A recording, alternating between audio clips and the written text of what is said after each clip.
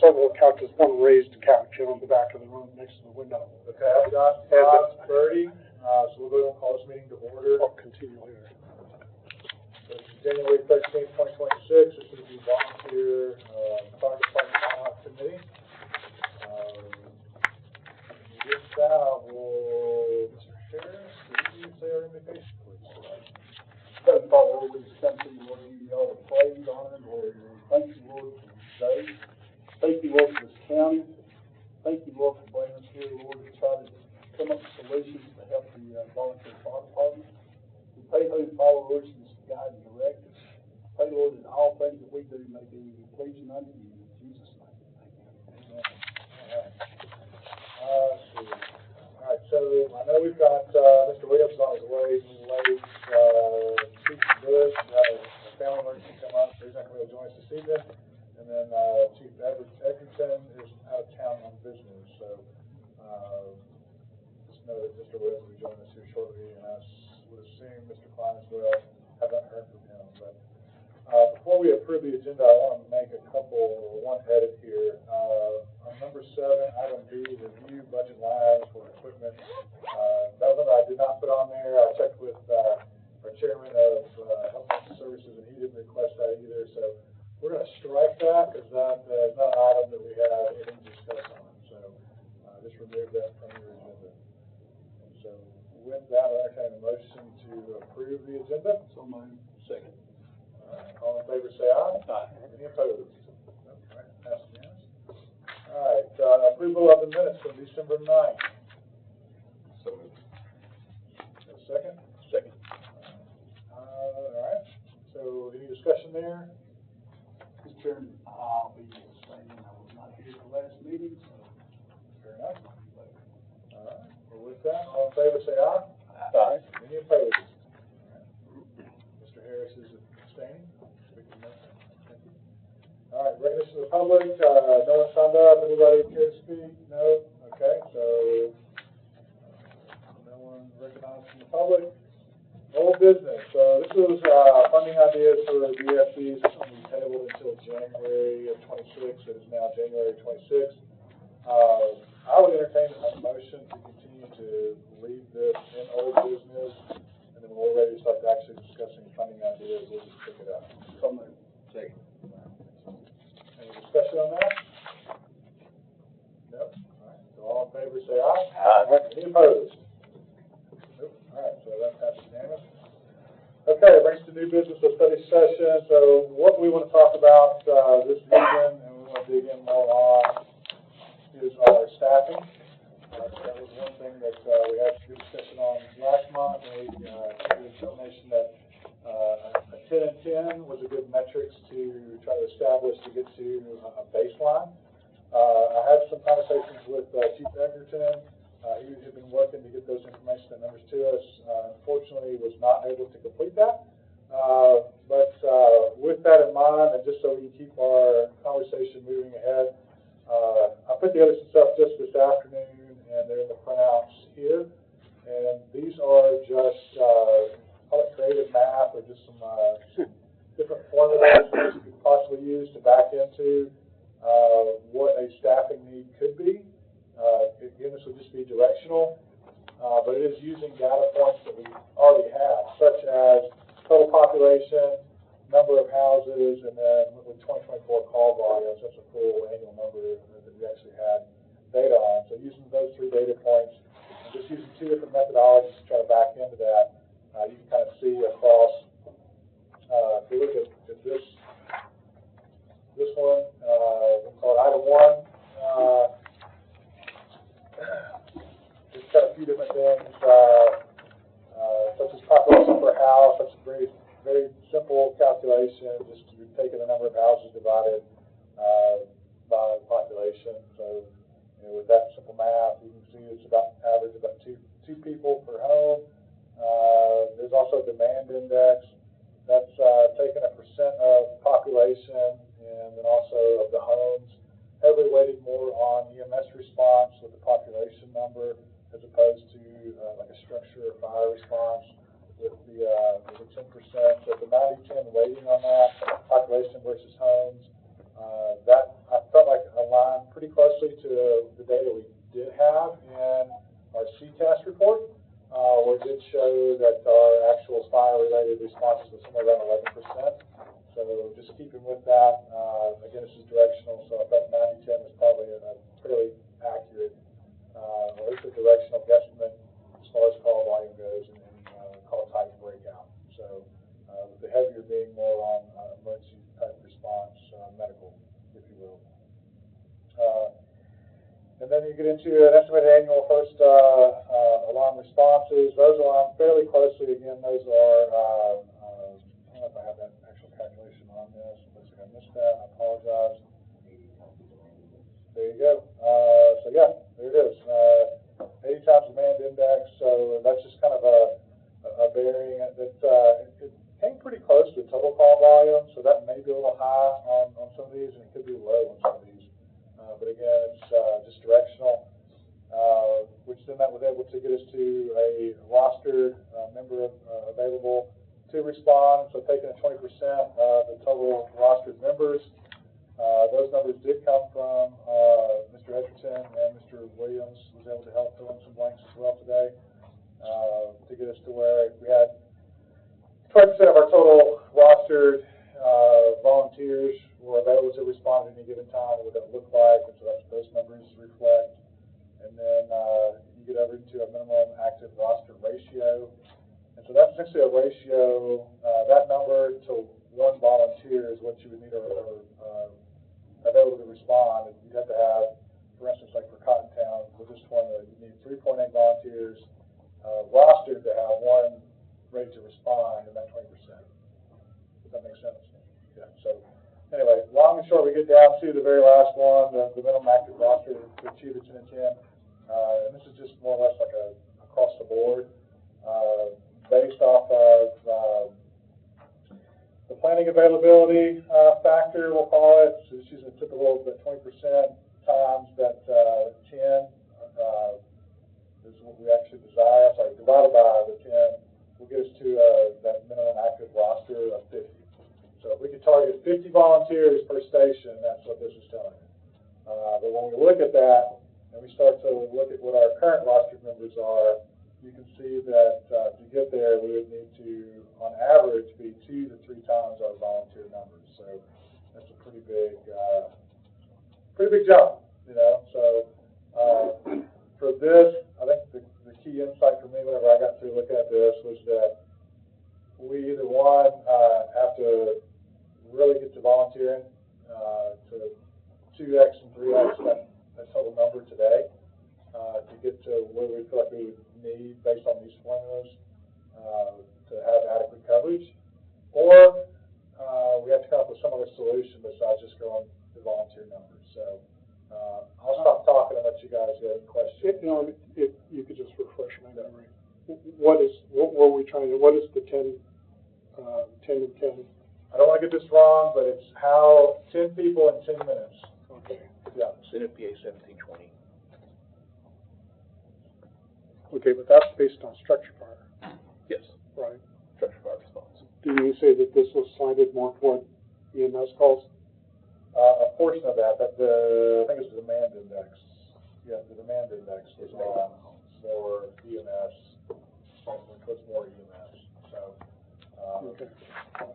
even if this was half right, we would still have a large. Oh, okay, I see. All right. No, 10 and 10, suburban area, 500 to 1,000. Okay. Yeah. Now,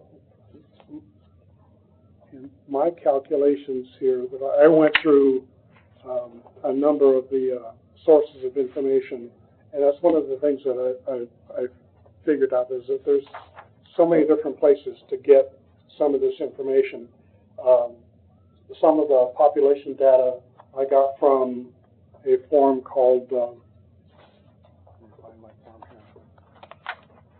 Non-profit report, some sort of a report that the departments had to put together every year. Sumner County policy. Anyway, my point being, there was some information that was not necessarily available. Some of it I could tell by looking at it that is either misinterpreted or they've taken some sort of a guess. And then, you know, we are getting data. We've got some from the comptroller's office. And then we also have some information that was in the packets that came from Santa Clara County GIS service, as far as square miles, things like that. None of those drive 100%. Right? There's some spikes and loops in there. Bottom line is, in putting all this data together, it just appears to me that every one of our volunteer fire departments fits within the rural area category, up to suburban, which would then call for 6 people in 14 minutes for a structure fire. The point being, I'm not here to debate the minutiae of the data, but because there's so many different sources for the data, it shows that there's a lack of a central collection point and verification for some of the data. But, you know, if my calculations are correct, then the 10 and 10 that we want to try to achieve is overshooting what 1720 says is required for structure fire. I have no idea what I just accomplished, if I accomplished anything. That's up to each department. I just threw out the 10 and 10, just the middle of the road, and each department has to tell us this is what we're trying to achieve based off this metric. Now, the 10 and 10, 6 and 14, whatever, is that from that department, or is that total firefighters? Take, for example, and I was trying to get the report from all the times and stuff when the big fire Highland had the first of the year for the barn fire. But I know, you know, they posted, Highland was there, Oak Grove, I think Westmoreland, you guys, Portland was out there. So does that number count as only from those that are primarily dispatched, or does that include mutual aid? How's that? Mutual aid. How many people can you get there in that time frame? Can you meet those minimums? So it doesn't matter if it comes from Oak Grove, Highland, or Portland, as long as they get 6 people there, then they can help. That's what you're looking for. The 1720 allows mutual aid as part of that calculation. Now, I'll muddy up the waters. ISO is looking at that individual department. Oh, and that's what I was getting. That's where ISO will look at that individual department. You can count mutual aid, but you have to have a minimum for ISO standards. So that's what I was looking at, was just, you know, where I live right outside the city of Portland. So, you know, if my house catches fire, Highland's dispatched, Oak Grove dispatched, and Portland's dispatched, you get 4 from Portland, 4 from Highland, and 3 from Oak Grove. By ISO, I got 4 firefighters, and the other 7, or whatever it was, I said it was all mutual aid. But otherwise, as long as they were all there within 14 minutes, they met 1720. But ISO says only 4 showed up initially, correct? Yes. Okay.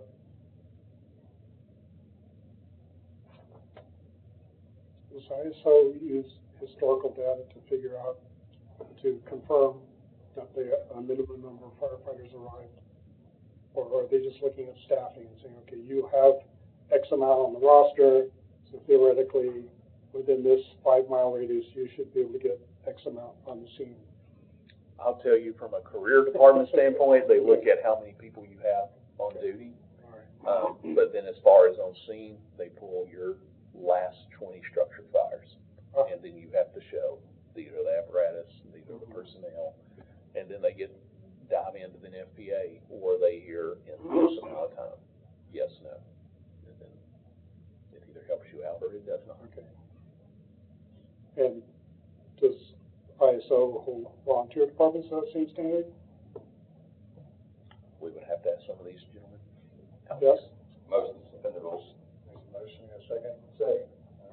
All in favor? Aye. Yes, ISO holds volunteers to that standard as well as combination departments. You have to look no farther than cross claims, what they're going through currently. But ISO requires you to have so many firefighters on scene from your department. Or you can have 24 of everybody else, but if you're not there covering your own place, and your ISO rating will go up. Okay. Do they then look at dispatch records? Yes. They look at your fire records, see how many you've had on, like Chief Gordon said, past 20 structure fires. pull up your data to see. And for those who don't have staffing, that's all they can rely on. Now, it also, I will say this, it can be your department, or from the department. So if your department is 7 stations, and you've got 2 people coming from each, you get your number. If you're 1 station, then you've got to get that amount of people from that 1 station. Apologize for my tardiness. Are we discussing about the 4 minimum for ISO? Well, the reason I asked that question, and I believe I mentioned this in our last meeting, I'll consider it anecdotal as I haven't looked into it in depth myself, but I anecdotally have been told that, and I've shown some examples of inaccurate time data in the dispatch records. One of the records that I saw showed 911 call taking time, and then dispatch time, and travel time, and I believe under control time, all as the same time. There wasn't a 1 minute difference between all those times, and that's an official record. Now, what my understanding is that the volunteer firefighters have access to that for their report writing. So, the question that I have in my mind is, if we're looking at historical data to verify ISO standards, and we're not putting accurate dispatch times into the record, where's it going to come from? They will ask if that comes up, if you have that in your report. Okay, this building wasn't on fire, so let's, and you'll have to pull the reporting and then get the actual timestamps. And so, yeah, and they don't necessarily have as much time, but what I would love for everyone to do is, if you see that, it's just a matter of emailing dispatch, hey, these times can't be right, or looking through the CAD for that call and just see, because usually later on you can find it on scene time. Okay, for whatever reason. Sometimes it's a lot of the APIs, just for whatever reason, when it pulled information, it just, everything. How often is that happening, do you think? Well, I have no idea. I've seen a couple of examples. Every day, all the time. You got to think, Chief, correct me, how many fire dispatchers do they got? 1, eh? Yeah. So you got 1 person sitting down there, so they may have the ability, when tanker 103 checks on scene, to type tanker 103 on scene, but then they forget to click that little button that says 103 on scene, or what. So that's what it means when you go back through those notes and you find that timestamp, and that's, I've done it many a times where you've had to sit there and dig through a page of stuff just to get your times, to get those accurate. But that information is available to the volunteers. They can go to. After a call, we get an email with the incident, and it has times on it. It has, doesn't have call receive time, but it has a time.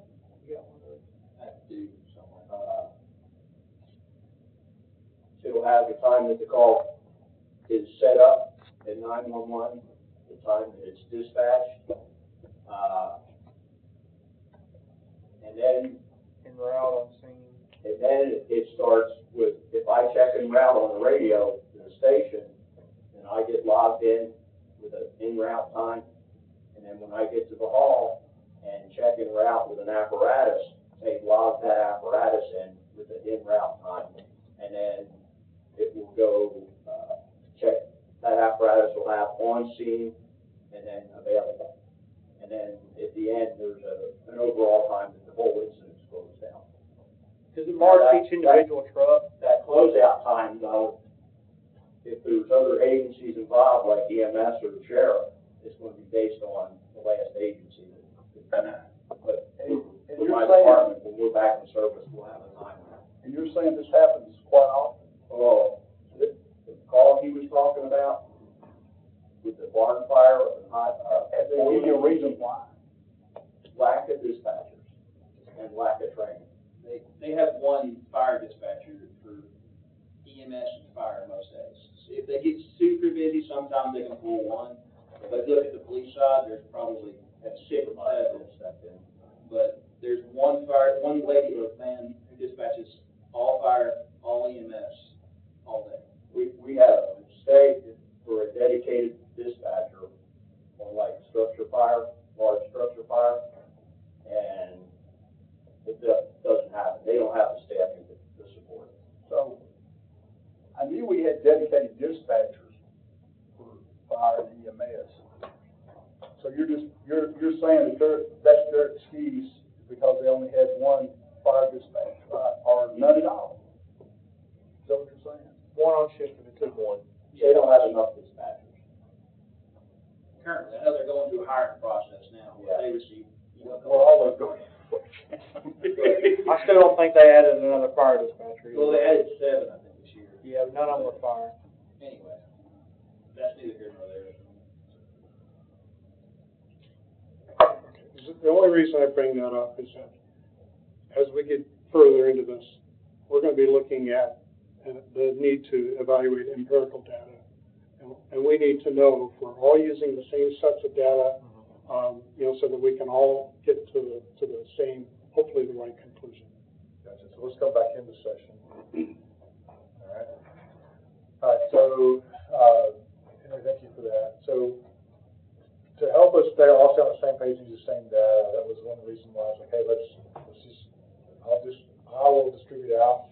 And so, what was included on the maps that was sent out was the population data. That's from the Tennessee Comptroller's Office. It's broken down by fire district.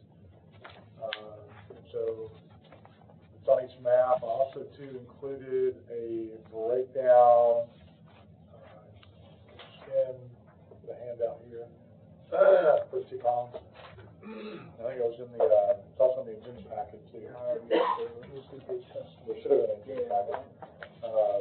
That information as well. So I apologize. I think it's in there. So that we'll definitely need to make sure we're all using the same information because I don't know how many times I've been on a project where this person is using this, and then you got to go back and try to do forensics to figure out who's got the right numbers. Well, and just as an example, I can tell you that the population that I compiled from the Comptroller's Office differs from the census data. Yeah. So one thing that the census data I don't think will do is break it out by fire district. So that may be what you're seeing is, unless I'm missing it. No, I think the only place I was able to get census data was for the cities. Okay. And that data differs from the comptrollers. Not by a tremendous amount, but census data for Hendersonville says it's 64,404. Comptroller says it's 61,800. Goodlettsville census says it's almost 17,600. Comptroller says it's 6,413. It's split between That might be 2 counties, because Goodlettsville sits on a county line. Well, then let's move it. Let's not open that up. We won't solve that in this committee. So we'll stay focused on getting to a funding recommendation. So okay. So as far as from a staffing requirements, and I'll bet I am no expert in staffing and fire needs, so I'm going to rely heavily on those who have experience in that area. What I put together, it seems to me, was based on 10 and 10. If we want to go back and revise and do 6 and 14, it definitely looks like some stations are in better shape than others, but I don't know that recruiting our way out of a staffing need is probably I think it's going to be the most realistic option, if that makes any sense. Well, I think one of the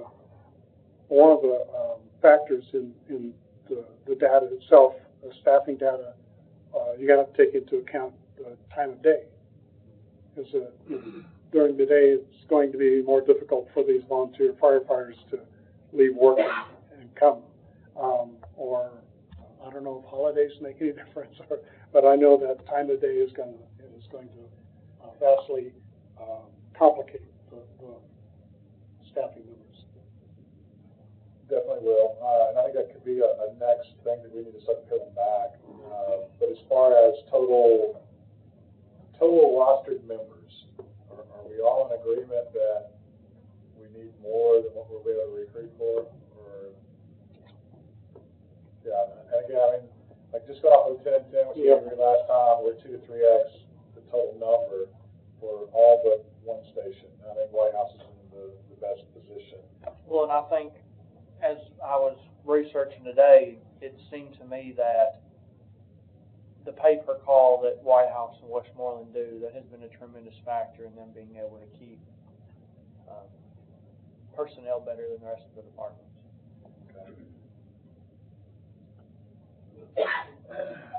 So, with that, we're all in agreement that it's volunteer recruitment is not the way that can be part of it, but it can't be the whole solution. And let's shift our discussion towards what would be help us kind of close the gap there. I think one thing, especially as far as the ISO component, because several insurance companies still run off of that matrix, and that's going to be a big factor as far as what affects the general population, is do we keep like we are now with the 9 districts or with 8 departments or however you want to work that, or do we go to a county fire service, which allows you, I think one of the chiefs had said, if you get some from here and some from here, it doesn't matter, it's still all from the same department at that point. So you go from whatever this number comes up to is 250 or 300 firefighters on your department versus 13. I think that's definitely an option that we can definitely look at as far as bringing all under one umbrella, and then have obviously different stations underneath that. I'm struggling with that because I don't have data that says that's the next best move, right? So I think it would be a little preemptive just to jump there. But I do think that is something that we may end up leading towards and getting to. I don't, just in what research I was doing, I think we need to talk a little bit about, you know, we've got all volunteer, then you got combination. So let's shift to the combination discussion and what that could look like if we had more of a combination. It sounds like there's only 2 stations now that is would be a combination. 2 departments. 2 departments that are a combination. Who's White House Community and Westmoreland are the only ones that have any full-time staff. And they have, And that's only one daytime staff. Westmoreland's not, they're volunteer city too, aren't they? Yeah, they are partially city, but if you look at, say, like their population area, in comparison to the other volunteer, they much more align with what the volunteer has underneath their umbrella compared to what, like, say, a Portland City with, what did Portland City have, like 16,000 was the next smallest town? Westmoreland is at 5,800. Shackle Island has 10,000 people underneath their umbrella, twice as much as Westmoreland. So, I mean, I know they are technically a city department, but also if you look at the map of Westmoreland that they printed out, you can see that as far as actual Westmoreland that they're covered, it's a very small aspect compared to their total zone coverage. They cover quite a bit of the county outside of their city limits. Now, I'm not saying that maybe it shouldn't be switched as the Ad-Hoc committee had done in the past, try to break it down more evenly as opposed to all the departments or all stations getting the same amount. But I do feel like Westmoreland needs to be included in those discussions, if for no other reason than the county area they cover. Because if we were to try to do a volunteer department to cover that area outside of Westmoreland city limits, we'd end up having to make a whole new fire station right there. And it's a lot more cost effective to give us a little bit of money Westmoreland to cover it than it is to add a new station, fire truck and all.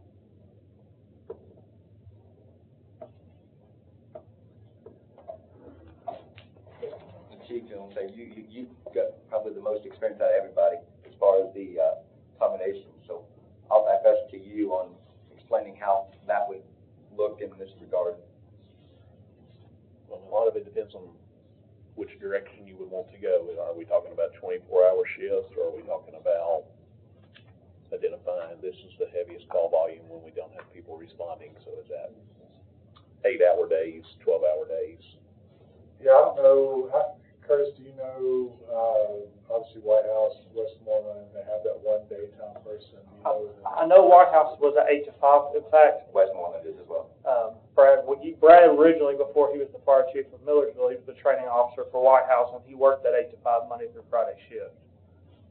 So I know it helped quite a bit on their response. Also, the way that Robertson County funds their fire departments is they do it on a per call basis. So every time, say, 51 misses a medical call or a fire call, they actually get paid per call through the county. So it's more productive for them to make sure they have somebody 8 to 5 Monday through Friday to respond to those calls than it is to lose out on that funding. So The responder doesn't get that paid. No, the department itself. funding. Yeah, Robertson County just switched that this last year. And Westmoreland has that as well? Yes, Westmoreland has a daytime. I talked to Chief Jenkins today just to confirm it. They have, what, 2? He said he only has one right now. They're trying to get it in the budget. Yourself when he's not a guy. Right. Okay. Well, I guess he has somebody that's covering that shift besides you. Most of the time, yeah, I think he is. So that pay per call, is that coming from the city of Westmoreland and then Robertson County? No, for City of Westmoreland, it's coming from the City of Westmoreland itself. I was trying to, I didn't state my question clearly. So the pay per call, who's paying for the pay per call? The City of Westmoreland. Okay, and they pay that to the Westmoreland Volunteer Fire Department? Right. Well, The responders, because it's a city department. It's not a separate entity that the city donates money to the Westmoreland Volunteer. You look at their budget, it's their city budget they turn in. They'll be considered part-time city employees, and then whatever they have chosen as their pay metric, so whether it's $15 per call, or if they're doing $12.50 per hour, minimum of 1 hour. So those would be different than, is White House pay per call, Robertson County pays long for White House? Robertson donates it to White House Volunteer. They actually got a SAFER grant about 4 years ago in order for them to do pay per call for a 3-year period. And part of that grant was that they would continue to do that after the SAFER grant was over with.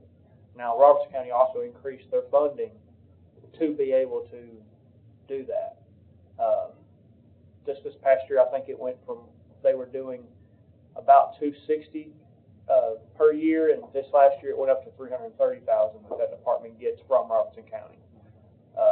So until a year and a half ago, their funding was closer to about $270,000 from Robertson for one station, and then Sumner was given $48,000 total for 2 stations. So how does it pay per call? That's what I'm trying to understand. I think it's is that pay per call, how's that working for Robertson and White House? Seems like they're happy, but I will say Brad could answer that question So very well. Robertson just donates the money to White House, correct? Right, White yeah, they do a nonprofit donation the same way. Pays it to the guys based off of whatever calls. And I'm assuming they have a cap that they will hit in order to keep within their budgetary guidelines. Yeah, my understanding is that the way they have it done is they figure out how many calls they're going to have in a year. Of course, they can kind of get an idea of that, add 5% or so year over year. They only, I think it's 2 people, whoever the first 2 that check en route for a medical call, I think that's how they do it. They don't want like 8 people showing up on a medical call, everybody trying to get paid. There's not anything like that.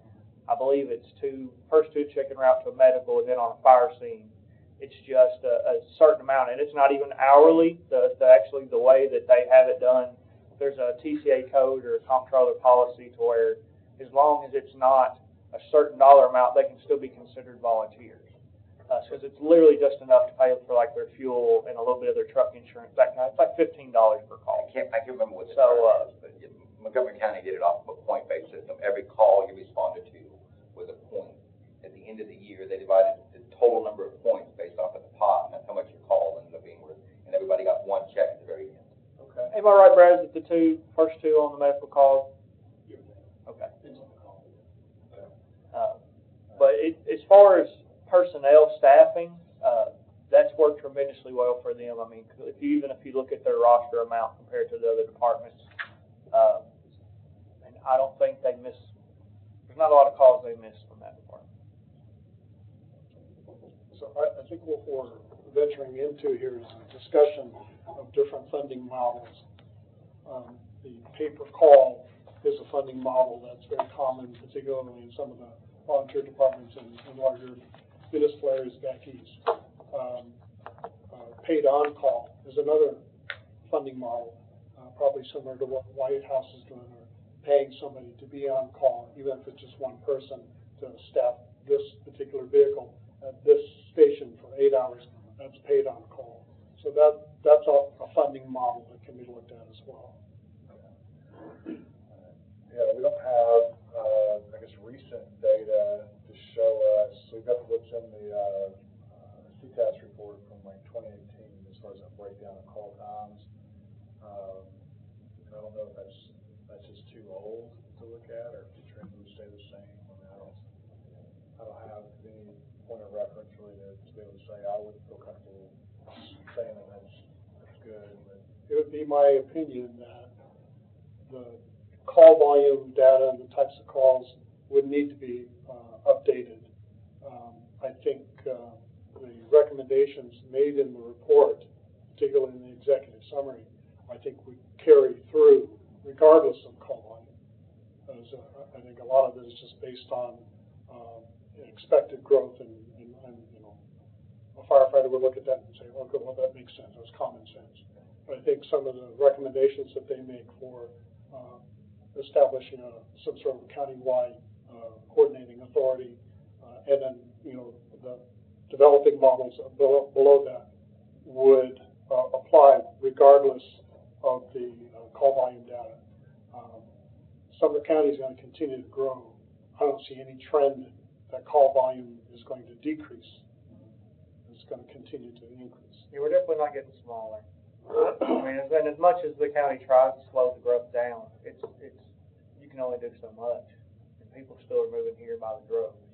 And these call numbers, especially with the cities not growing outside their city limits as much as what everyone was expecting, as much as they are getting out, they're not taking the zone, and we've got an obligation to cover it. We've got to do something. We can't just leave them people to where they don't have adequate fire coverage.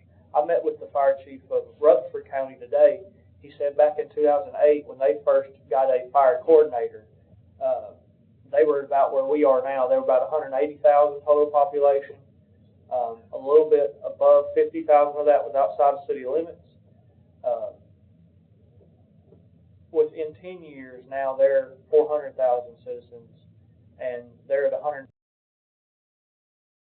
Where they started out in 2008, they were 0.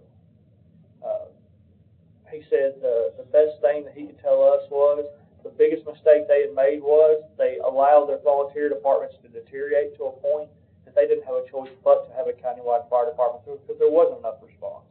He said the best leg up that he could tell us compared to what they've had to deal with is if you look at the cost of full-time staffing, whatever you can do to keep the volunteers in there compared to what it's going to cost to have a full-time department that's going to be able to respond to the number of calls we're going to have here in the next 5 to 10 years. If you don't support these volunteer fire departments right now and do something to get them some of the trucks and maybe do some of the part-time staffing or whatever you can do to stave off the full-time, it's going to be a world of difference if we have to make that jump.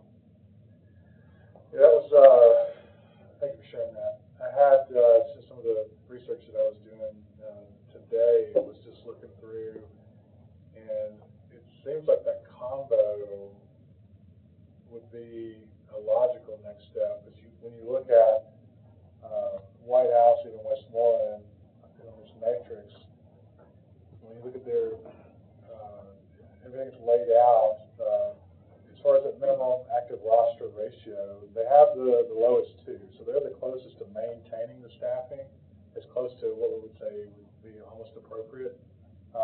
Still not quite enough. But it's still not quite enough. So, and my question to myself was like, well, okay, well, what would that look like if the rest of the VFDs had a similar model? You know, where was it one full-time person, at least one full-time person during the daytime?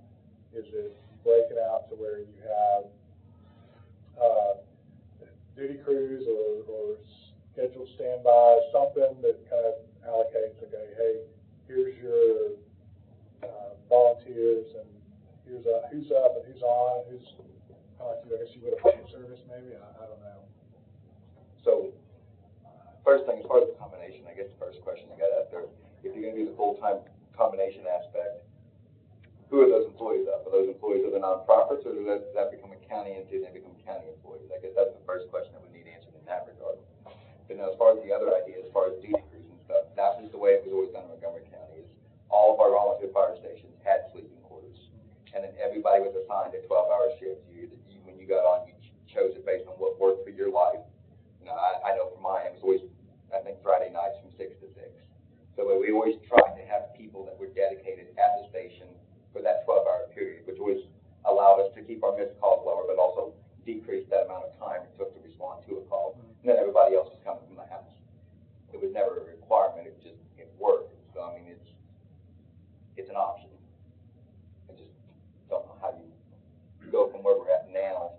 Well, the biggest thing between going and doing like the 12-hour shifts and the 24, if you were to try to do 24-hour firefighters at some of these volunteer fire departments, there might be two or three stations of the 14 that could actually have on staff between, just because of sleeping quarters and showers. And if you look at the new Oak Grove department that was literally just built, it doesn't have a shower. There's certain things, it doesn't have a sleeping quarters. Those costs would be, once again, not saying it doesn't need to happen, because honestly, it does, especially in the long term. But it would be rather costly to add what would need to be done through the volunteer departments. If you're going to do that, you're really going to go to a countywide fire department, unless you wanted to donate the money to them. Because that's really the two different funding models at the end of the day. You've either got a nonprofit donation, where you just give the money to the department, make sure that you can have oversight of their budget, make sure they're spending on what you kind of want them to spend it on, but you don't have hands-on day-to-day operations. The other end of that is you could either start a countywide fire department and to contract with individual fire departments. The contract limits liability to the county, but also you have a greater ability to have oversight of the departments because you're working under a contract. Or you can actually go to a county fire department, in which case you have direct, you have a county fire coordinator, they're underneath the mayor's umbrella, just the same way as EMS is right now. You would have direct control over every penny that is spent, but at that point you're also in the fire service. There's no ifs, ands, or buts. You're literally the same way you're in medic service right now. So the level of control that you want over the funds really depends on, that's going to relay which funding revenue is really available to you at the end of the day. So I would submit that can be evolution. It can evolve into that. Right. I think that we have a tendency sometimes to think about starting point and end point, and there's many steps in between.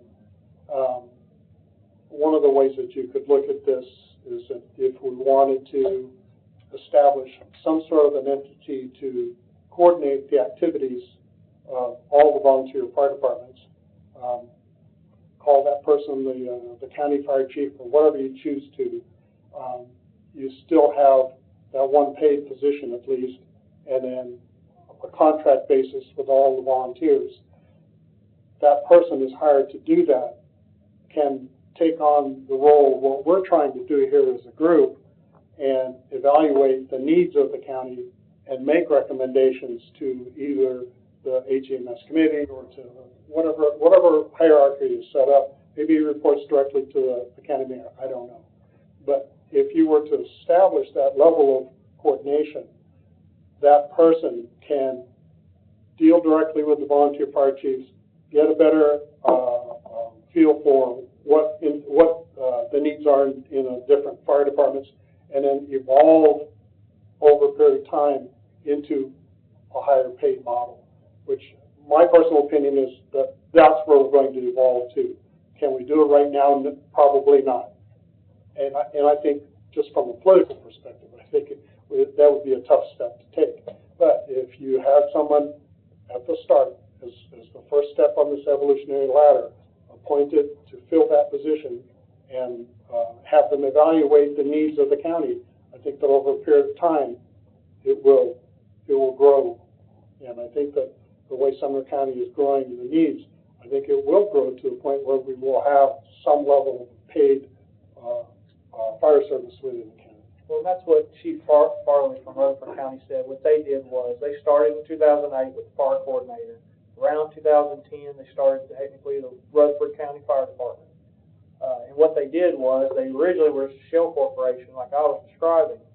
But over time, the departments that did not merge with other departments to get themselves to that minimum 4, or the ones that just were not getting enough response, over time, Rutherford County took over those fire stations or those fire departments. Pretty much if they had any debt, they would either consume it themselves or that department would cease to exist and disband. And then the county would either take over the building or build a building on the same plot of land that was more updated and had the showers and the sleeping quarters they needed for that particular station. And now Rutherford County is about 6 full-time fire stations, and now there's only 2 volunteer fire departments, where there used to be, say, 9 volunteer departments. Now there's only 2 left, because Rutherford has kind of ate them in as they did not have good enough response. I will say, I do think that would probably take a little bit longer here in Sumner County. I feel like if, and that was his regret, was he feels like if they had supported the volunteers for longer and earlier, they wouldn't have had to have absorbed those fire stations as quickly, because they would have been able to stand on their 2 feet a little bit longer and kept them away from having to afford those 115 full-time firefighters. I agree with what you said. Eventually we're gonna have to have one person as the overseer of this to get it going. But here's my question to you. It's been told to this county commission for years and years that we don't recognize the fire department. I know they've heard it 1,000 times. Are we getting to that point where we're gonna recognize the fire department? Because if we do, then we got a fire department, then we got to fund it. We've got to fund it. Either way, we got to get these folks some money, regardless either way. But that's my question to you. Is that where we're headed? By listening to what people are saying right now, are we looking to find ways to help what we have now funded? It's a great question. One that personally I don't have an answer for. That's what this committee is here for, and the intended purpose is we need to flesh that out. And so, as we're just talking, I'm sitting there thinking, like, we just go around the horn. I mean, what is the thoughts of this body? And does it stick with the volunteer? Do we start to transition over into more, maybe it's a contract service? And how do you eat the elephant one bite at a time, and not the whole thing at once? So what are those incremental steps that we need to do? So right now we know we have some coverage issues, right? With just staffing. That's not inclusive of equipment or apparatus or facilities. We have just scratched the surface of staffing. Right. And I think we're having some really good discussion, but I think we're going to have to make a decision from a recommendation perspective as to what direction do we feel like is the best way to go in making that recommendation for that next evolution. What are those steps we feel like that we need to take? First would be to get here. Second would be to get here. Third would be to get here. And here's X, Y, Z underneath step 1. Here's what we would do in step 2. Here's what we would do in step 3. So on and so forth. Hope that answered your question. So you feel you're around the bush. This is where I agree that I think we need to find out. I don't know. How's that? I think we need to find out That's the important what the question. will of the current commission is, what that political body is willing to do, and then which direction we're going. And I agree, once we know which direction we're wanting to go, if we're looking at going to a county fire service as a whole and all of that, as far as those steps, I think that goes back to one of our previous discussions where we look at having CTAS come in and let them kind of start helping guide what are some of those steps. I know we've had discussions about, continuing on, knowing that I agree, eventually we're going to get to the county fire services at some aspect. But if we continue to do capital projects and capital purchases for the departments, well, when you go to disband, because they're not technically, the way I understood from the comptroller, is they're not technically nonprofits they're nonprofit corporations, if you will. So when you go to disband that, the Attorney General's office actually has to be part of that disbanding. But how do we ensure that the county now inherits, if you will, all of that equipment? Or do we start looking at going to a county fire service where the county's going that route and start acquiring that equipment while maintaining our volunteers to run those calls? The greatest example that was given to me today, quote was given to me today, was we're not reinventing a wheel. This wheel's been done several times. So there's ways to do it. It's just a matter of what works for Sumner County and what's the will of the political body. I think it's fair, you guys can correct me if I'm wrong, to say that the trajectory we're on today is not sustainable. Right. Are we in agreement there? Absolutely. Yeah, okay. I'll second that.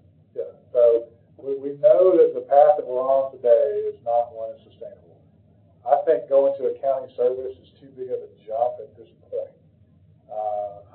But I do think that if we can incrementally move that direction, there's a lot more of an appetite for that as opposed to all in one bite, if that makes sense. Yeah, so I think that as far as for this committee, we know that our current trajectory is not one that we want to stay on. So we're going to need to define what is that trajectory, how to correctly get to a trajectory that we know will be sustainable and get us to a point, county fire service, but how far down the road would that potentially be? You know, so. I guess to clarify, county fire service doesn't necessarily mean paid. Yeah. I mean, it just means that the county's funding operational, but volunteers still, and kind of, I guess you call it a contract. We never, from the firefighter standpoint, it was never a contract. That's the thing now, and that's two different things. You've got the countywide fire department as a shell corporation where they're just contracting with the individual fire departments to provide that coverage. And then you have a true countywide fire department where they actually can control, say, Shackle Island, Highland, and Cottontown were all having staffing issues. Because of the Fire Department Recognition Act, if you do anything besides a nonprofit donation, you will end up filing a resolution through the county commission saying this is who the fire departments are for what areas. And when that happens, then you're giving the zone to particular fire departments, even if that's yourself. So say you were to take on Highland, Shackle Island, Cottontown, you could still have contracts with the 6 other volunteer fire departments, but you could have that fire coordinator, whoever you hire, be pretty much the fire chief, not just of the counties coordination-wise, but also of those 3 station fire districts. So they could just take over those 3 departments, run it, and then they would be able to do mutual aid with the other 6 or automatic aid or whatever. And then as other departments, say, ran into difficulties, you could then have them turn over the same thing, and Sumner County would grow that way. That's the Rutherford County model. That's pretty much how they did it. Now, what he said was they were much worse off as far as personnel at that point in their history compared to what we are right now. Sumner, in some departments, still is pretty blessed with how many they've been able to keep, even in this volunteer shortage everybody's going through. And that's why he said whatever you could do to keep them for as long as you could would be your cheapest route. But for some of the departments, either they're going to have to decide, you know, if you don't have 4 within 10, 12 minutes on a fire call 80% of the time, ISO-wise, they're not going to count you. So if that happens, you're either going to have to merge or you're going to have to be ready for like the county to step in and say, hey, if you can't do this, then we're going to go ahead and start taking over. And that's the route they did. That's the only way.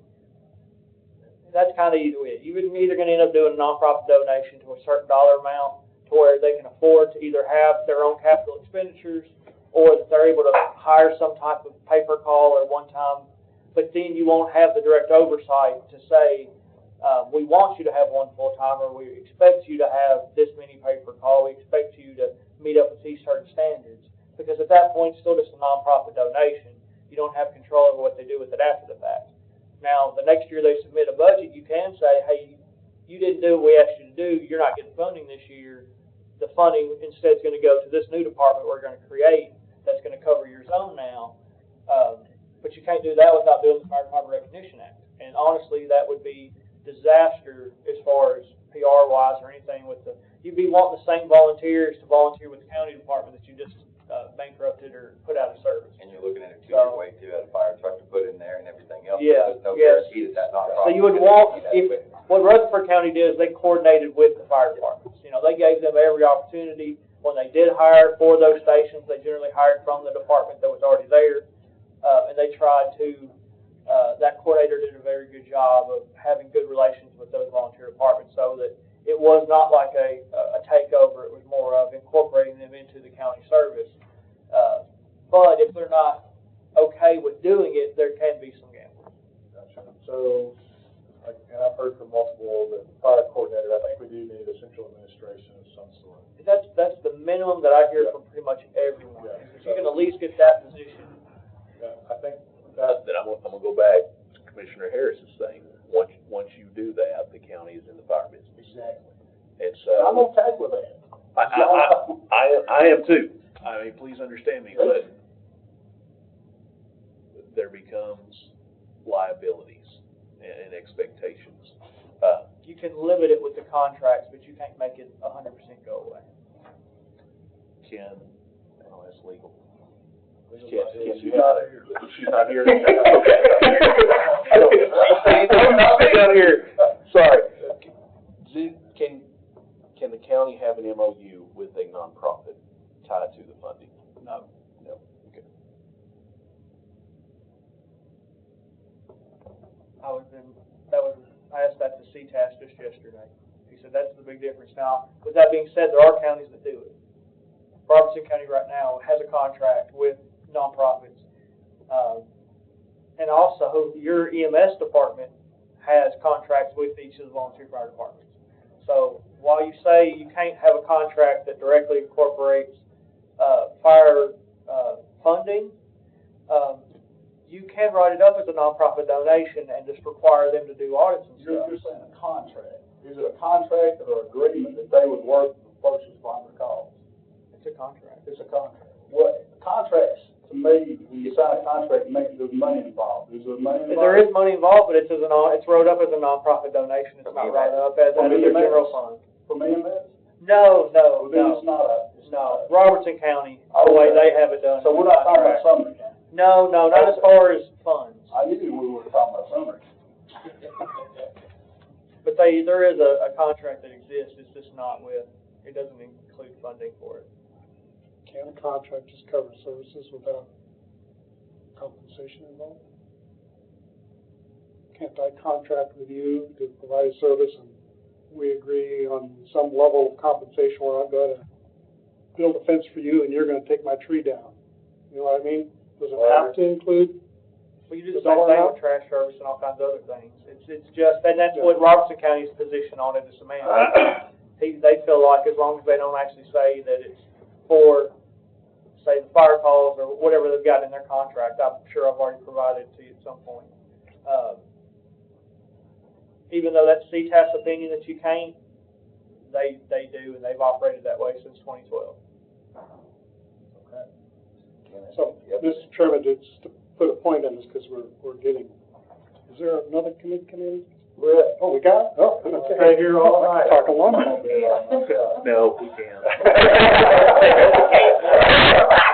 We are up on an hour, so yeah, let's, Put a finer point on this, and I think we have a consensus here, at least within, the members tonight, that we need to have some level of coordination and whatever semantically we decide to label that position.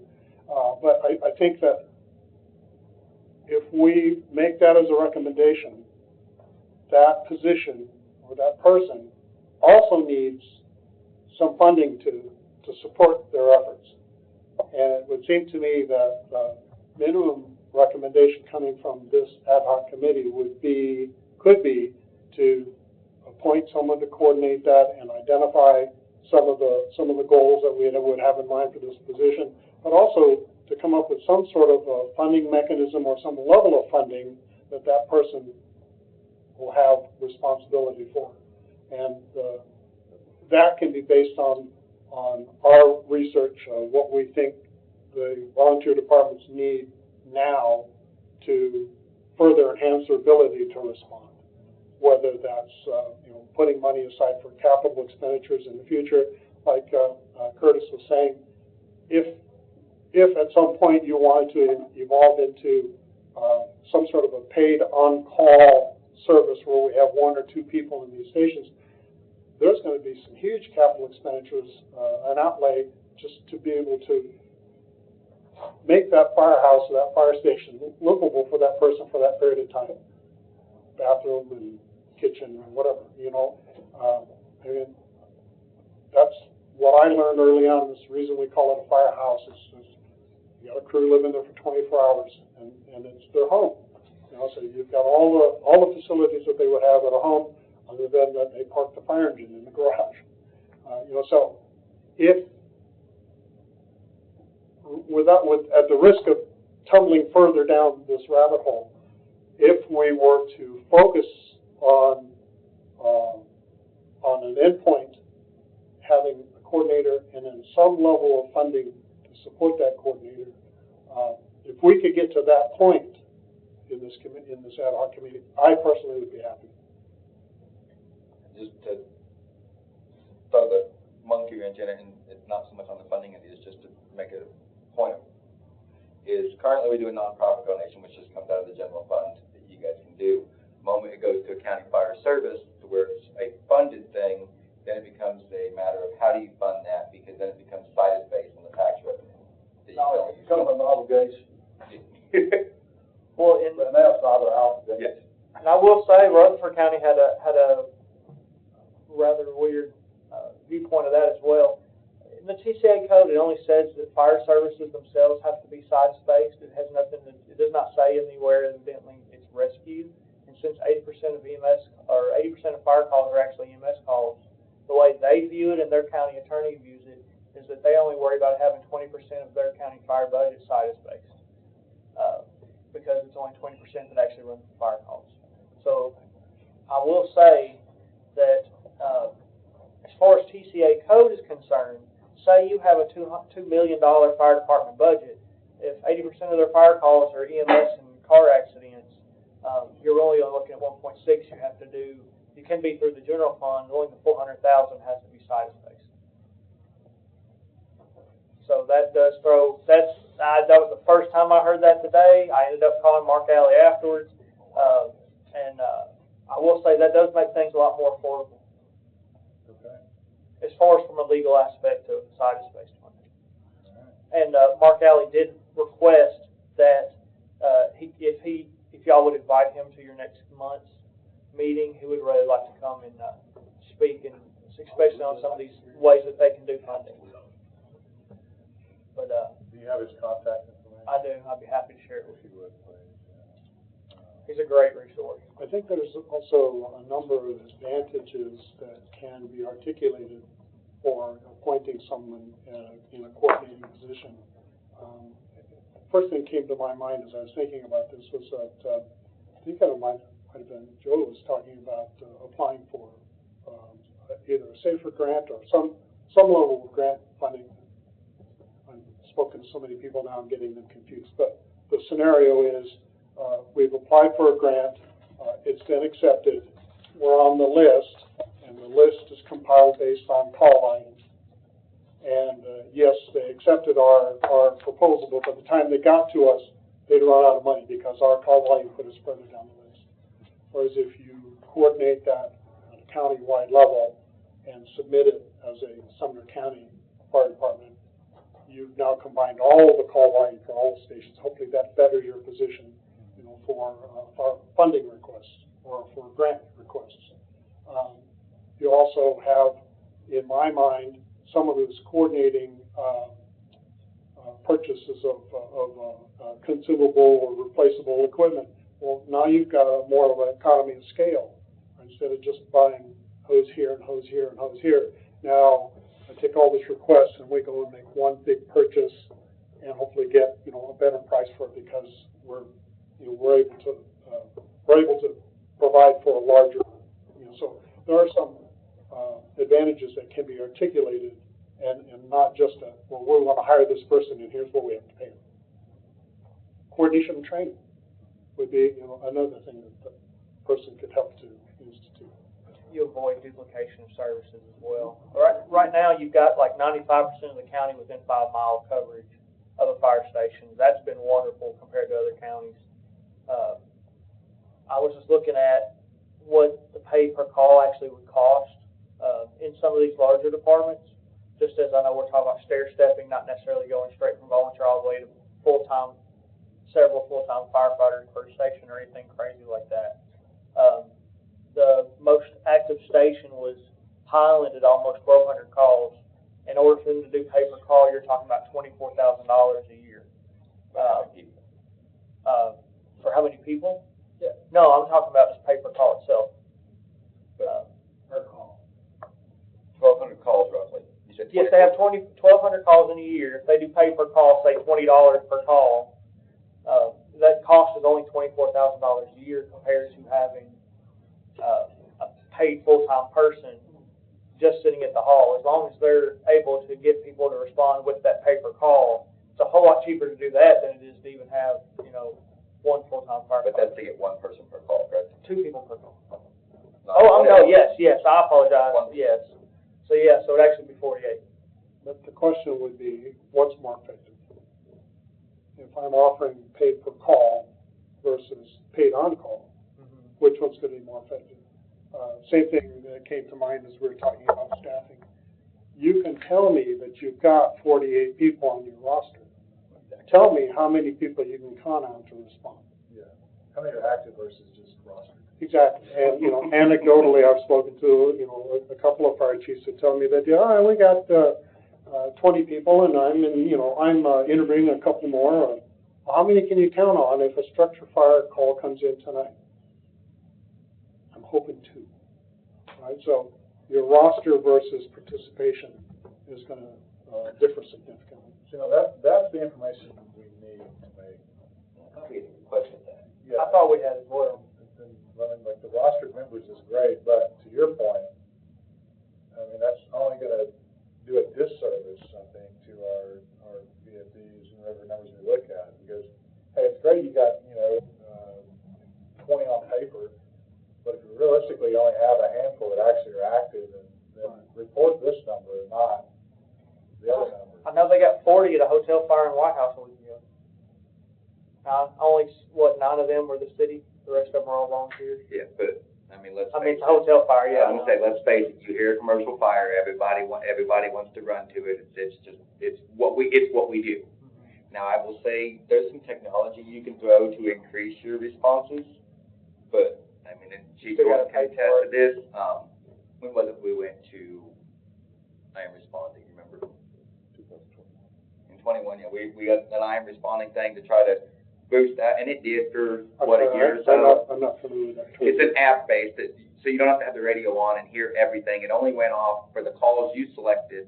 So, if the only thing I wanted to go off for, because I'm not medically trained, is a structure fire, then that's the only thing it would hit on my app for, and then I can turn my radio on and check it around. And it works for a while, and it alleviates some of the issues that you run into of the wife going, hey, shut that thing off, I don't want to listen to it, or the kid's sick, or any of that, so you ain't got all that other stuff going. So it does increase it for a little while. But again, it still goes down to, I'm working, the wife's working, the kid's got this game. Right. And it just goes back to the same battle that everybody's fighting, trying to get cultural people that, shift that everybody's doing. Yeah. Okay. As far as next step,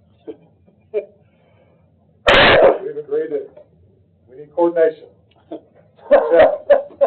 We need more personnel. Yeah. So let's go ahead and codify that. So as far as from a recommendation standpoint, so let's entertain a motion to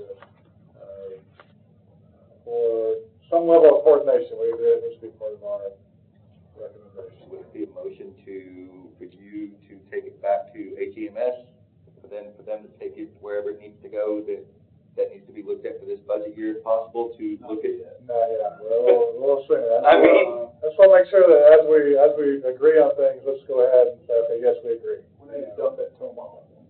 I would suggest that maybe we model the language that was in the CTES report.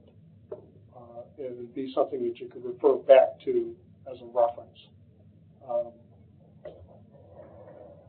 have what regard? No, I guess what the motion you're looking for, the motion made that this ad hoc committee agrees that we need to go to some form of oversight for everybody, whether it be a county employee or whatever, but we're all in agreement that that's the next step, that we've got to have some type of administration aspect. Administrative layer, yes. Yeah. Especially if you're gonna have the budget. Now, especially if the budget were to stay at 1.3 that it's at right now, at that level of funding, I think it's irresponsible to not have some type of oversight from the county's behalf to know on a more regular basis where that money's going. But how do you do that with it being a nonprofit donation? Well, and that's why really, at the end of this committee, you're almost gonna have to send two options. You're gonna have to do it, all right, here's the option if you wanna stay nonprofit donations, and this is the option if we're gonna go, to more oversight. But I think that's one of the mistakes the last committee made, was they said, hey, here's the way we want it, that's what you should do, and just do it. And when they said no to that, there was nothing else they could pick from. Right. And so it just kind of died. So if we don't give them one of each option and say, hey, well, at least if you would do this non-profit level, this would get them enough for them to be able to replace the equipment in a timely manner, and to maybe have enough to do the paper call or something of that fashion through the departments themselves, so it still limits the liability from the county. Or if you're going to do B option, preferably, I'm sure a lot of us would be A, have that oversight layer and then do the contracts, which then gives them the ability to do the capital funding, also gives us more ability to do that oversight aspect and request more things from them, whether it's hydrant testing or ladder training, or we can put better stipulations in that contract where we can have more of a hands-on approach without having 100% of the liability, because you can still delegate that a lot with the contract itself.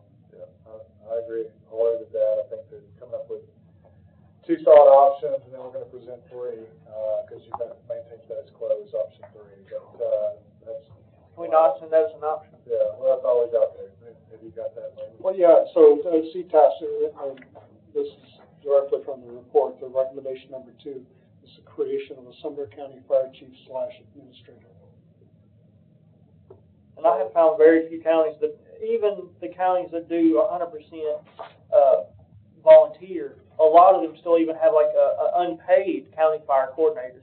You can have a paid unpaid county coordinator without doing more than a nonprofit.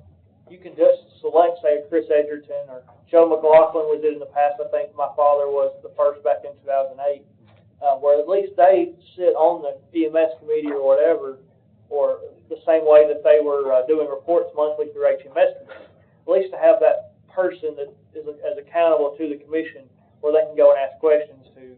You can still do that as a non-paid role, and still have it delegated through the county. It's just once it's a paid position, then you really kind of have to have it as a county-wide fire department, whether that's a shell corporation or not. And they can just be responsible for training. You know, you can just have that as a resource to the volunteer departments. They don't technically have to have any day-to-day operations level oversight. You can just have them to where they come in and help teach the Firefighter 1 classes or the EMR classes, or this is a better resource. Gotcha. So. And I understand in a perfect world that works great. But you're dealing with 9 different entities that have their own boards that have to agree. That's right. We're going to fall under this. And if one of them says no, what's the ramification? Well, I will say with the Recognition Act, the ramification is that they may no longer be a fire department in Sumner County. And then, So you're going to leave so those folks in that but then area? the county is basically saying, we're not going to recognize you as a fire department, and we're not going to have a fire department in that area. No, that's hence the issue why it's better for them to do a contract than it is to just jump into a countywide fire department. Because you can, as far as the contract, as far as doing the shell corporation, you don't have, the fire departments aren't going to say no to that, because all it is a contract for them doing exactly what they're doing right now for a set amount of money, as opposed to them having to worry every year about where it's coming from. As far as the contract-wise, that's not scary to the volunteer fire department. Probably if you were to come in and say, hey, we'll start listening to us on day-to-day operations, or we're going to stop giving you funding. Now, that might be a more stern aspect, But that's why Rutherford County started it as a shell corporation with a contract, started to work together with them, and started to build some of that camaraderie before they got to the point where they just weren't having the responses. And they gladly gave up the stations because at that time they thought, well, hey, you know, at least my guys will be able to continue to volunteer. They'll be able to get paid per call, run the same trucks. And maybe if one day when they go full time, maybe they'll give us consideration on being the ones to get hired. And again, I think that's all great ideas. And I would love to see these guys get paid per call. I would. I don't know if the funds are available. At the end of the day, at the beginning of this meeting, before we got there, we're talking about a shortage of dispatchers that we haven't been able to find money for, and now we're going to find all of this money. And I can tell you from a hiring standpoint, the pool of candidates has gotten smaller over 5 years. And while I totally understand what the Rutherford County Chief is saying, use the volunteers as long as you possibly can, but nobody is getting younger. And interview processes I've been involved in the past couple of years, the younger, the newer generation that is entering the workforce is worried about their family time and their quality time. And so, like again, when you go to say, we're going to do this training and we're going to do hydrants and we're going to do this, and they go, no, I'm not. What do you do? We have roster numbers here that I mean, I can tell you from personal experience, I'm looking at the roster numbers and I can tell you on some of these departments, I see the same 6 to 7 people, and they're not getting younger, and it's getting harder to do the job. At the end of the day, we got to come up with some things, but these two have a vote when it comes up, but you got to get at least 13 commissioners that agree with this. We can come up with all the recommendations, but at the end of the day, that's all we can do is make a recommendation. And to the chairman's point, I think we got to start with, okay, how do you get a pay per call? I think there needs to be oversight, but I'm going to go ahead and tell you, it's going to be hard to get all 9 of these to say, yes, you're right. I'm the chief of this department, but I will now be under this person. That's going to be a stretch. Yep. Well, wouldn't that mean the contracts are the best way to go for right now as far as getting them to go online? But the contracts are still not in the day-to-day operations. Once you go to a county-wide and actually have that person directly over them, that's where those issues will take place. If we're trying to stair-step the situation, I feel like that's the next logical, is to either increase the nonprofit or do the contracts. Do you have a copy of Robertson County's contract? Yes, we have. We've turned it in, actually. We have one from Robertson that I sent you, and the one from CTAS itself we sent you. Because again, a contract, you will do this for this compensation, but if you don't, here are the ramifications. Mm-hmm. And yeah, I think in that it says it can pull funding. I think they said it can cancel the contract within 30 days at any time, or they can just not fund it at the next budget cycle, and it also cancels the contract. So there is control of the purse string still in that contract. But the county, I mean, if the county goes and cancels the contract again, now you've got an entire district that doesn't have fire service. So does the county really have that ramification? Because you can't do it. I mean, you can't say, well, we're not going to fund this one, so now you don't have anything. Right, but I guess where I'm coming from is, what other options do we have? We can either go straight to a county-wide full-time fire department that we're not going to get through this commission. I would love to see that happen. Would absolutely love to see that happen. But it's not realistic. We're talking about how much does EMS cost us in a year, and they don't even want to do 10% of that for the fire departments. How are they going to go to $4 to $5 million a year minimum? If they were to do 24, 48 shifts, not only are you having to pay for the personnel, you're having to replace probably 11 of the 14 fire stations if they wanted to keep the same number of fire stations. If not, you'd have 1 or 2 fire stations doing the entire county. And even on 2 people on shift for 24/48, that's 6 full-time people. Still only running out of 2 stations at that cost. Having to replace those buildings just to get showers and day room quarters. And Just have a commode in them. yeah, I mean, just number one, they don't even have running water. Got an outhouse out there. So I'm trying to be realistic about the situation and just say, well, hey, we could either do nonprofit, we could do a contract, we could do full-time. Full-time we could do, but that's going to be rather expensive. I just don't see it getting through the commission. I don't know what funding source you would have to do it, other than for the next couple of years, the increase that you get from the extra property taxes all goes towards the fire department to do that in a short span of time. You're talking, Rutherford County has a $13, $14 million budget. It's just not doable here yet. So for me, really the only way you could do it is to have the coordinator, yes, but if you do it as a contract, it's not really anything the departments are saying no to. In fact, if I remember correctly, I've been at a chiefs meeting where they already voted to be fine with contracts. They sent it through the Ad-Hoc committee that way. That's how they all voted for the contract we sent to the committee. So I know they would say yes to that. Now, whether they would just say, well, hey, yes, I'll be under this person's umbrella. But again, you know, if you say you've got Cottontown and they're only getting 3 guys to every structure fire, do they have a fire department?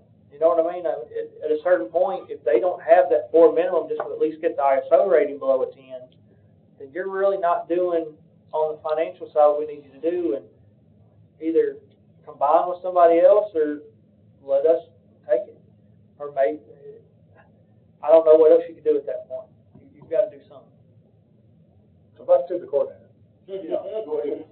Yeah. I really think we're I thought we had the agreement, but I the mean, coordinator's role would be to take those administrative steps and build those relationships and to hopefully evolve into the structure that we would envision. And yes, I think that there will be a tremendous number of roadblocks and impediments, and I do not want that job, but I think it's an important position, and I think that that's the direction we've got to go. He can do all this. is there a motion to incorporate a coordinator into the recommendation that we are developing? Motion. Second. Okay. Now, we've had a lot of discussion over that. I think before we do that, you're gonna need some more information on what you're calling coordinator. I think Mark Alley would be a wonderful person to ask that question to. Okay, so we're already decided that we're gonna bring him back next month, correct? I would like to. Yeah. If I need to make that a motion, I'll be happy to. No, is he? Mark Alley, CTAS rep. He specifically does, he's one of the ones that did the CTAS report. He's a breadth of knowledge on this stuff. And that's all he does is go to the different counties and answer questions on what they legally can and can't do, how they can and can't start a fire department. And if you're wanting these questions directly from the source, that's the best way to do it. Just let him come up here and answer, listen to us. All right, so we got a motion and a second to include a coordinator to some degree in our recommendation. So, any other discussion before we vote? No? Okay. All in favor, say aye. Aye. Any opposed? All right, so good, we got that done. All right, so as far as next steps and next meeting, do we still need to focus and continue to talk about staffing? I don't think we got any resolution on that. We really didn't have the information like we needed. It's got some, We really need the numbers from the departments. yeah, because we're trying to do a best estimation and directional. We're still, we need some hard numbers. So we'll continue to have it as a focus then for next month, the staffing. So Is that a fair question to pose for the individual fire chiefs? What's your roster number? What do you realistically expect to respond? I think it's one of the things we asked at the first meeting. What's your roster and what's active? And What's that help? their ability to 10 and 10, 6 and 14. Right. If they'll just show us how many people we got showing up to fires and what's the time frame, that'll answer most of our That questions. information is on the ISO reports, but a lot of those ISO reports were 2021, 2022, so that's going to be outdated information. I'd rather have it fresh from the department. okay. But if we're not getting a quick enough response, it's hard.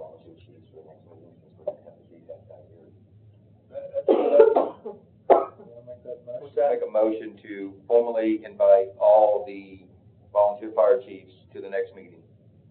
Since we're gonna have the CTAS rep here and we're talking about where we're going from here, it'd be nice to see at least the majority, if not all of them, sitting in the audience to where if we need to, we can suspend the rules and, you know, get that info. I'd be happy to send out a specific invitation. Got a motion, is there a second? Second. Okay. Any discussion on that? No. Okay. So all in favor, say aye. Aye. Any opposed? Okay.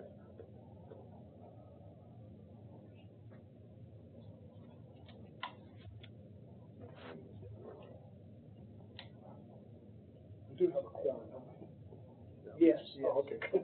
I think Should have asked that earlier, huh? Okay. I'll work with Chief Edgerton to get that done, because I think it'd be appropriate for myself or even Commissioner Rogers to extend an invitation. So I'm happy to do that. So we'll get that done. But just get that contact. If you got contact information you can share, please. Yeah, just got an email. Okay, yeah, that'd be great. So, all right, I think that is it, unless somebody else, anything else that we want to discuss, as far as from a staffing perspective, to tie anything else off for this month's meeting? So for next month's meeting, the agenda is what, just continuing discussion on staffing and the CTAS Yeah. presentation? If we had equipment or something, that way we can, I feel like we would've got through this conversation quicker if we'd had another subject to move to sometimes.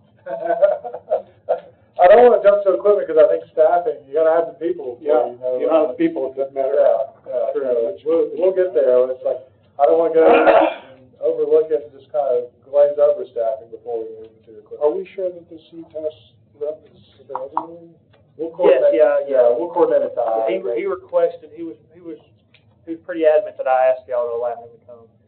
Okay. In the meeting? Yep. Is there a motion to suspend the rules? Second. Motion second, all in favor? Aye. Any opposed? Nope. I'll bring one thing to your attention, well, a couple things real quick, just before y'all leave out, we'll think about it. When Mark Alley comes in to the CTAS report, I've talked to him multiple times over multiple years. The first question he asked me and, Chief McLaughlin over here, last time I saw him in person, first question he'll ask every fire chief in the room, how many people do you have at 7 a.m., how many people do you have at 7 p.m.? If you have less than 4, he's going to say you're not a firefighter. When you're asking about staffing levels, paper call is wonderful. I am probably, in Millersville, the biggest paper call department in the county left, because you're not full-time, I'm a combination. I have one full-timer during the day, works 12 hours, 7 days a week, and then everything else is paid per call. Out of a roster of 18 people that I pull from, so a lot of my members don't live inside of my city limits. I only have 3 technically who live inside the city of Millersville, and I have 3 who live in White House, that's next door, 1 in Madison.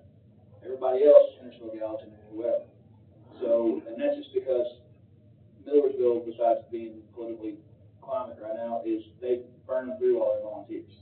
Population of 6,000 people. At some point, you just run through the people that's going to volunteer, and you're done. Of those 18 people, when I have responding, anything past 6 o'clock in the afternoon, there's usually 2 or 3 of us that respond to a pay-per call incident, unless it's a major fire, and then you will get some that roll in slowly, but it takes a bit. So pay-per call is definitely, and I worked with 51 when they did on staffing and pay-per call. Yes, it helps some, but I can tell you for a fact, during pay-per call with 50 people on the roster, which that 50 is split between Robertson and Sumner County, and some other things, that number is slightly inflated. There was myself, Joe Williams, and Skylar Payne that responded to 90% of your night calls, unless it was a major fire. So that's not, pay-per call is not going to have to help your staffing levels, but for a small increase and in certain little bubbles. Also, just to let you know, if you want to know about structure fire numbers, currently right now on Tyree Springs, there is a structure fire on Bugsby Hollow with 1 house and possibly 2 or 3 cars involved. Everybody seems to be out. I don't think anybody's endangered. Just counted that, and after that, there's 4 tankers, 3 or 4 engines, 2 ambulances, and there's a large response because it's a large fire. But to get the numbers it's going to take to fight this fire, they're calling White House Community, City of White House, Gallatin Community, Hendersonville, not Hendersonville, Shackle Island, Gallatin Community, and Cottontown, and Highland, there they are. So it takes 6 or 7 departments to fight this thing because of the mutual aid system.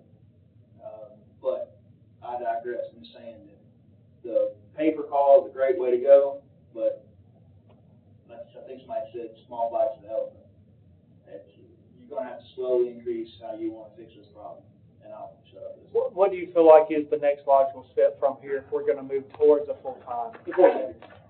That's 100% the right way. Get somebody who can get the fire. I'll tell you the second thing, next month, is getting the fire chiefs in the room. Because having these discussions are great around the table, but unless you ask the men who are doing it and actually and trying to combine their people, you'll never get any more answers. This table needs to be twice as big with twice as many people around it, to be honest with you. Anything else for me? I'm good. Adjourn. All right, so back in session, one last thing.